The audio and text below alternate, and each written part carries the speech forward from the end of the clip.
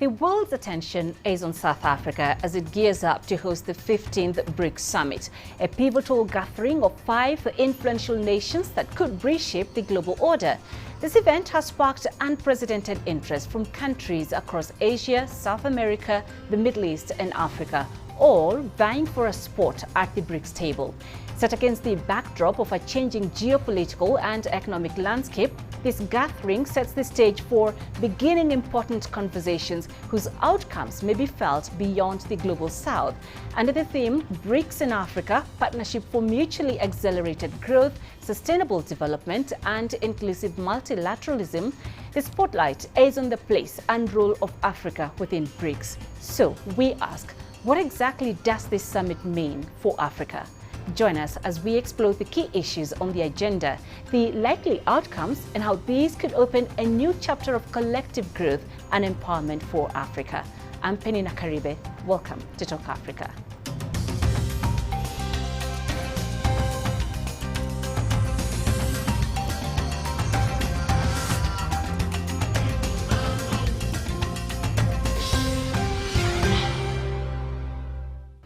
Let's now bring in our panel of experts. Joining in Johannesburg, Professor David Munyae, an international relations and foreign policy expert. In Ankara, Turkey, we have Ovigwe Egwegu, policy analyst at Development Reemergent. And in Cairo, Egypt, we have Randa Hamed, an economist and chairwoman of Occurs Trading. A very warm welcome to all of you, and thank you for joining us on Talk Africa. Now, the 15th BRICS Summit in Johannesburg has grabbed global attention like never before. Why is this summit so important? What is its significance? Professor Munyae, let me begin with you. I think this seminar itself, the summit, differs from the rest because it's taking place at the backdrop of the conflict in Ukraine, as well as the tension among and between the bigger powers and other issues that are affecting global order, such as climate change. And due to all of the above, a number of emerging countries are also demanding to, requesting to join BRICS. And they also talk of the de-dollarization, a number of issues that signals a changing world order to a much more multipolar world. Ovigwe, coming to you, why is this BRICS summit so important? It's a very crucial summit, perhaps the most important summit of BRICS we've seen since the formation started. We really are at a crossroad in terms of global geopolitics and systemic transition. And we see this play out in several domains, whether it's the economic sphere. People are talking about the need to shift from reliance on the dollar to trading in local currencies. We see that also in terms of tackling inflation and looking for economic growth, and also in the security sphere with issues around Ukraine conflict.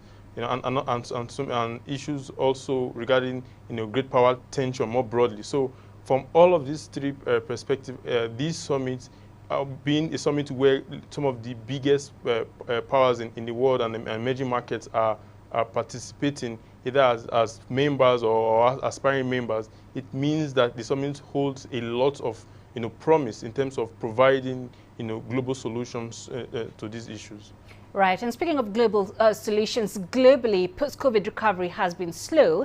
And we also have the Ukraine-Russia conflict, which has sent the cost of living skyrocketing. But even more importantly, the build-up to this summit has been characterized by geopolitical contests here in Africa.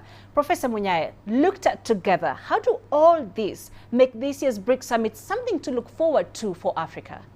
I think for Africa, this is a golden opportunity. They will be building upon the Africa Agenda 2063, the need to speed the process of integration through connectivity, issues of infrastructure development, requiring massive injections of investments, funding of this infrastructure. Climate change, which we have mentioned, is directly affecting the continent, even though the continent hasn't been responsible for the destruction of the environment. It's mainly the developed countries.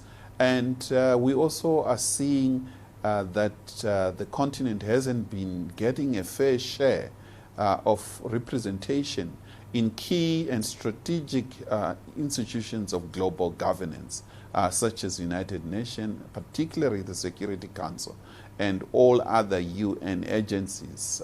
Africa is not represented well. With 1.3 billion people, to consolidate and have a coherent, a strategic, well-coordinated voice, I think BRICS for Africa becomes a great platform to ensure that we head at a global level, and therefore BRICS is critical for the continent. Right. Randa, do you agree? I mean, looking at BRICS and where it's happening in Africa, being hosted by the only African member of BRICS, what's there for Africa to get excited about? You know, we're too big to neglect, because the BRICS itself, the economy, it contributes around 31.5% of the global GDP, whereas G7 contribute around 30%. And the BRICS countries, they contribute 40% of the world population. So I believe we're too big to neglect, and we were not heard before, either in G7 summits or by the Bretton Woods institutions, the World Bank, or all institutions that are UN related. We haven't been heard. So I think this is an excellent platform summit to get the African countries and to unleash their potential. We have a lot of potential, and I think it just needs coordination, and we need to get together, get our voice heard, and that should reflect on the economic growth of the continent and the countries, of course, in the continent. Right. So the theme of the 15th BRICS Summit, which gets underway shortly in South Africa, is BRICS and Africa, Partnership for Mutually Accelerated Growth, Sustainable Development, and Inclusive Multilateralism. Ovigwe, coming to you, what is your understanding and interpretation of this theme, and why is it relevant for Africa? The fact that BRICS and the theme of this year's BRICS talks about mutually accelerated growth, not just accelerating growth, because it has to be mutual. We are in an interconnected world, and that is very relevant. For African countries, for instance, slowdown in Asia could mean a slowdown for African countries, because they are primary commodity exporters, and those factories and industries that that import their commodities may reduce their demand because of the slowdown globally. So it's very key that the summit is looking at growth from a mutually beneficial perspective. And then secondly, sustainable development, because that is still a very important issue, particularly in regards to climate and all of the associated problems that comes with it. The lack of delivery and fulfillment of promises made in the last two COPs, and for African countries that are the front line, this is a very crucial issue. And then finally, inclusive multilateralism.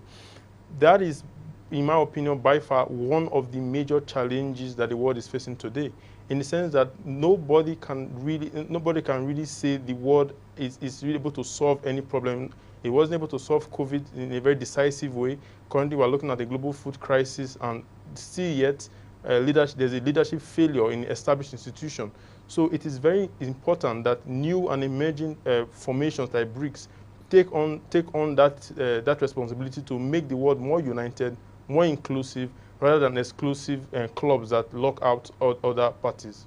Right. So speaking of inclusivity, some 67 leaders from Africa and other regions in the Global South will be at this year's summit. Professor Munyae, this reflects the commitment to multilateralism and cooperation among emerging economies and developing nations. What mechanism is in place to ensure there is harmony in the disparate ideas and proposals they bring to this summit? I think if you look at it, you see that a number of countries from different regions will come with their own comparative advantage, not just in the numbers in terms of their population, but economic activities, what they produce in that specific regions. And therefore, BRICS is becoming more and more representative of the entire world. It's a question of moving with everyone and ensure that you inject all different cultures, different civilization, and find best solution coming from all over the world in resolving the crisis that we confront at the global level. Currently, we have hegemonic powers that preach on what the world should be and how they go about doing it without necessarily listening to the others. And therefore, I think BRICS will start opening this conversation for reform of these institutions at a global level. And it is informed by ideas of Bandung in 1955 in Indonesia. Asian leaders and African leaders met and they discussed how best to cooperate and take advantage to close the gap, technological gap between developed countries and developing, cooperation on culture, and dealing with issues that are controversial, such as racism and different way of bringing a harmonious world. I think that's what BRICS is bringing on board. Right. Now, this year's BRICS summit has sparked huge interest from countries across Asia, South America, the Middle East, and even here in Africa. Randa, coming to you, Egypt is one of the African countries that have expressed interest in joining BRICS. Why does Egypt want to join BRICS? Okay, Egypt has been, like a lot of the other countries, struggling with high inflation and foreign exchange, currency shortage of foreign exchange, and all that because, of course, the war in Ukraine, and we had a lot of outflow of foreign currency. So we're hoping that by joining the BRICS, we will secure more FDIs, we will build on our foreign reserves, and we will also be able to develop ties with potentially able to open new trading partners and maybe integrate to the world economy. We will feel that we might gain more voice and bargaining power in on international issues. We will be positioning ourselves and maybe getting more trade, which is essential for securing the foreign currency, foreign exchange, which has been really, which we have been really struggling with since the war in Ukraine. Because of course we're one of the nations where our trade balance is always in a deficit. And so we're hoping to find new channels and more business opportunities. And of course that will reflect on the economic growth and on the, of course, the per capita income and on the people on the street, that they feel the progress in the economy. Okay, Professor Manyaya, coming to you, which other African countries have formally applied to join BRICS members, and what do you see them bringing on board? I think they'll bring so much. Egypt is rich when it comes to African civilization in terms of its own culture. It specializes in a number of areas. It's also building a new city, energy sector, education. I think cooperation with other countries is quite rich.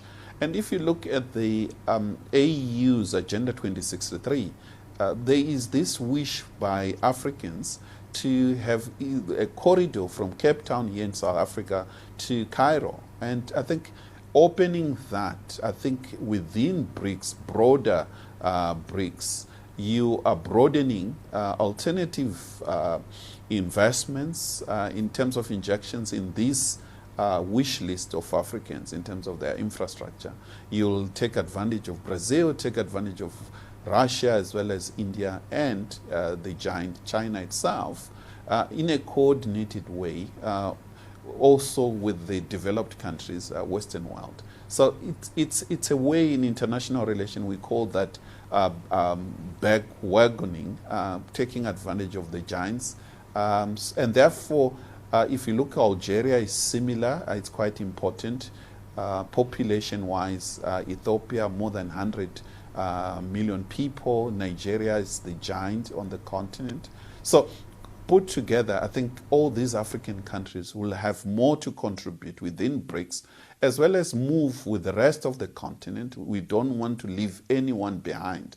And what we see happening within BRICS is really to avoid the contradictions that are at a global level. We're criticizing Western countries of being too elitist, and therefore within the global south, we also have to avoid having BRICS countries very elitist and leaving the rest of the global south behind. All right. On that note, let's take a short break, and when we come back, we will continue our discussions on the upcoming BRICS summit. Stay with us.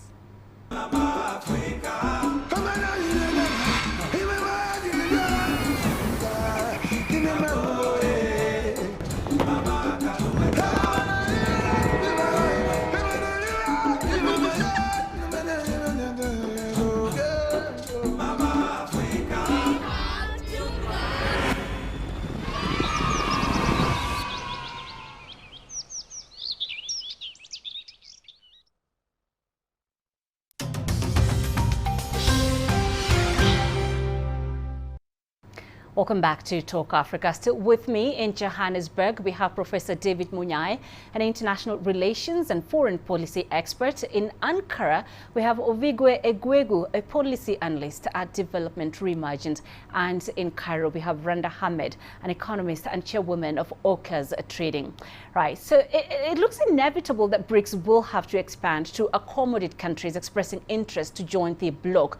Ovigwe, coming to you, does BRICS have the criteria for admitting new members? And if not, what sort of criteria do you have in mind? A criteria that encourages inclusion as opposed to exclusion? There really are several issues to consider. One of them is if the bloc, if the formation really wants to transform itself into a membership organization, and in that way, some arguments I've put out in regards to what the criteria should be, whether countries should, whether we should have the format like the SCO, where there's an observer status given, and then there's their partnership members before you become a full member of BRICS. But overall, whatever the modality would be in terms of the process, I think the criteria has to be. We have to go back to the original intention that led to BRICS in the first place. The fact that there are some issues regarding the current structure or global economic structure in particular that is unfavorable to emerging countries and emerging economies. And to overturn the system, you have to create a better system through political and security cooperation, economic collaboration, standard setting in current, present and new areas of economies and technologies and all of these issues. So one of the main factors I think needs to be considered has to be a revisionist mindset. Because if a country wants to it works with business as usual or the status quo, then its membership in BRICS is largely useless, because we need to see that transformational idea in the states. So, or and all the members that want to participate. I think that would be very, very crucial as a starter when you're looking at what the criteria would be going forward. Right. Professor Munyai, what do you think of that? Firstly, it's a question of avoiding your Western world rhetorics of democracies and authoritarian countries, dividing the world in a very simplistic way. I think the criteria has to do more of developmental BRICS, a people-centered BRICS that consider that the whole world must develop, and therefore we need to ensure that they are involved in matters of global governance. It's important. On issues of climate, all countries are ahead, and justice in the world is required. That we all cannot develop at the same pace, given the advantage that the Western world has had. And therefore, transforming these institutions that are critical to our well-being, the World Health Organization, it has to change the manner in which it responds to crises of pandemic and the lessons that we learned throughout the COVID-19. And these are issues, so food security, the future crisis of future security is required. And Africa has more to offer with 60% of global arable land. I think we have more. Instead of crying over Ukraine crisis and issues of grain, we have more to offer to the world. So I think BRICS will have that. And lastly, opening up to new issues, digital. How do we govern? What kind of rules and regulation? These rules and regulations should not be dictated upon the developing country by the West. They need to be that democracy from below. And therefore, BRICS, I think, is the best platform to start bringing these new members with that in mind. Right, and I think just looking at the very foundations of the BRICS, as Ovigwe mentioned, it fosters principles like mutual respect, equality and inclusiveness, differentiating it from other global economic blocs. So Randa, coming to you, how has inequality in global trade relations hurt Africa, and how do you see BRICS fixing these disparities? The inequality, of course, we can see that because, as I mentioned, it's the BRICS, they are big in terms of the contribution to world GDP and in terms of population. But when it comes to our voice being heard in international summits, we found ourselves we were not heard. So we really need to make sure that this time we can come forward together, especially now that the focus is the summit, the focus of BRICS is BRICS and Africa. African nations, they need to get together. I feel, first of all, they need to make sure that to benefit from this summit, that the countries, they need to make sure that they work on their regulatory framework to be fair and sustainable. They need to make sure that our tax system, they have been maybe at a disadvantage because they have an inequitable tax system. They are vulnerable to external shocks. They have no buffers. They're social and political. They have social political corruption. A lot of these countries that are joining have some difficulty with the social political corruption. They face poor health and maybe education system, which of course hinders the workforce and the development. They have poor infrastructure and connectivity. So in these terms, we feel there is a disadvantage, and this is where we can get together as African nations through BRICS and maybe come forward and improve that, get more access to the world and get heard. Of course, we're more vulnerable to climate change because usually these countries, maybe they don't have the buffers to protect them from the climate change. It's about time that the BRIC countries together with the African countries have a say and have a lead, just like the G7. They have a say in world issues, and regarding climate change, sustainable development. A lot of the BRIC countries and Africa, they are very rich in minerals and resources, and I'm sure that with this summit, concentrating on Africa, we can unleash a lot of potential for these economies to grow even more. Okay, so speaking in one voice, let's talk about the Africa Continental Free Trade Area, which is up and running. And some reports suggest that it has already pushed intra-Africa trade from a paltry 12% to just about 30% within the short time it's been in operation.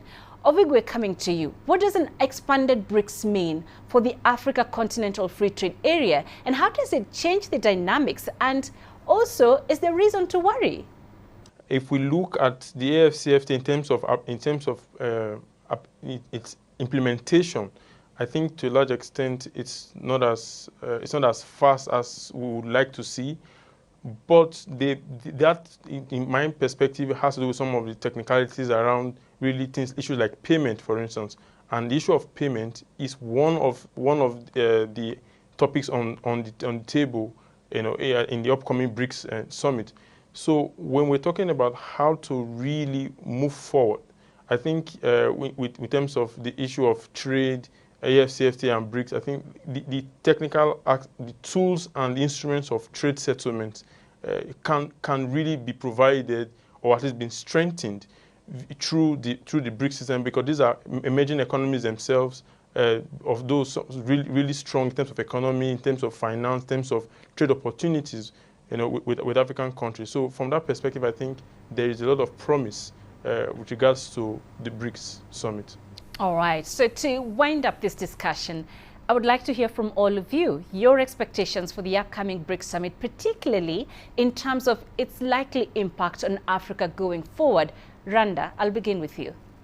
I believe this summit, of course, is very important, and I just want to hope that the countries, to benefit from this, they have to make sure that they, just as my colleague said, we need to improve on a lot of things in our country itself, in Africa, to make sure we can, for example, the value added of the minerals and of the products that we produce. We need to ensure that we have the regulatory framework to ensure that business is easy to do in the country. We need a flexible exchange rate.